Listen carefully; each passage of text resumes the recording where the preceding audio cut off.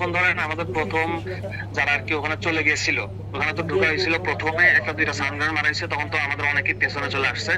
তো তখন মূলত আমি ওইখানে সামনের দিকে ছিলাম মোটামুটি। তো আমরা পেছনে আসার পরে আমাদেরকে বলা হয়েছিল যে বসে পড়তে, আমরা পুলিশের সাথে কোনো ধরনের বাকবিতণ্ডায় বা কোনো ধরনের ধস্তাধস্তিতে জড়াবো না, এই কারণে আমাদেরকে বলা হয়েছে বসে পড়তে।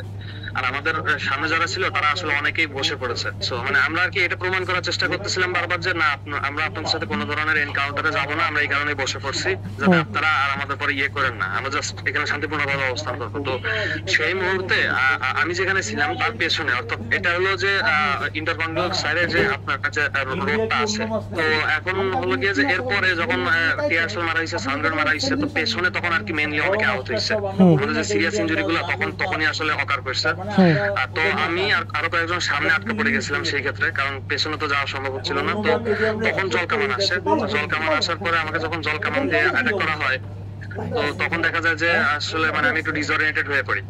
তারপরে পুলিশ এসে আমাকে আর কি পেটানো শুরু করে। তো এরপরে সামনে আগাতে আগাতে একটা পর্যায়ে দেখা যাচ্ছে আমার ঘাড়ে একটা আঘাত আসে, এটা আসলে খুবই মানে আমাকে একটা শকের পরিস্থিতিতে ফালিয়ে দেয়। তো সেক্ষেত্রে আর কি আমি সেলফ ডিফেন্সের জন্য একজনকে একটু ট্যাকেল দেই, তো উনি পড়ে যান, আমি যতদূর দেখলাম ভিডিওতে।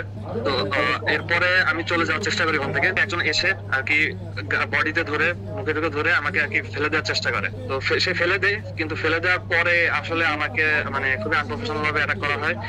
আমাকে তারা লাঠি দিয়ে, বুট দিয়ে লাঠি মেরেছে, তারপরে ধরেন হেলমেট দিয়েও বাড়ি মেরেছে মাথায়। যেহেতু একটু আগে ওয়াটার গান দিয়ে ইয়ে করা হয়েছিল, তো আমি অলরেডি ডিসঅরিয়েন্টেড ছিলাম, আমার চোখে টোকে পানি গিয়ে আমি আর কি অলরেডি আমার ভিজিবিলিটি লো ছিল। তো আমি পরবর্তীতে আসলে এই যে ছবিটা দেখে আসলে আইডেন্টিফাই করতে পারছি যে কে ছিল ওইখানে। আমি তখন ক্রাউচ করে মানে মাটিতে শুয়েছিলাম যাতে আমার মাথায় ড্যামেজটা না হয়। হ্যাঁ, এটা আমি বলতে চাই যে হয়তো উনি তার দায়িত্ব পালন করতেছিল, ঠিক আছে, মানা যায়, কিন্তু উনি যেভাবে এই বিষয়টা হ্যান্ডেল করছে এটা খুবই আনপ্রফেশনাল ছিল। আমাকে তো ধরেন ওইভাবে অ্যাসল্ট করা হয়েছে, কিন্তু আমাদের পেছনে যে ভাইরা ছিল ওনারা তো সিরিয়াস ইনজুরির সম্মুখীন হচ্ছে, তাদের যে স্প্লিন্টার গুলো বডিতে ঢুকছে, এগুলো তো এখন তাদেরকে ধরেন অনেকদিন ভোগাবে। এরপরে আমাকে একজন আর কি টেনে পেছনের দিকে নিয়ে যায়, তারপর আরো দুই তিনজন ধরে আমাকে রাস্তার মোড়ে আনে মেট্রো পর্যন্ত। আমার রুমে যারা আছে তাদেরকে ফোন দেয়, তারপর আমি সরাসরি মেডিকেলের দিকে যাওয়ার চেষ্টা করি। মেডিকেলে যাওয়ার পরে আমার আর কি এক্সরে করা হয়। তো আপাতত মানে কোনো ফ্র্যাকচার ধরা পড়ে নাই, একেবারে প্রাইমারি সিচুয়েশন হিসেবে বুয়েট মেডিকেলি বেস্ট অপশন ছিল। তো এরপরে আর কি আমি সারাদিন আর কি আমি চশমা, একটা আমার ইমার্জেন্সি চশমা লাগে, আমার আসলে একটু চোখে প্রবলেম আছে, তো আমি চশমাটা ম্যানেজ করার চেষ্টা করছি। এরপরের দিন আমি ডিএমসি তে গেছিলাম, ডিএমসি তে যাওয়ার পরে আমাকে পেইন কিলার শট দেওয়া হয়। তো এরপরে একটু এখন স্টেবল পজিশনে আছে।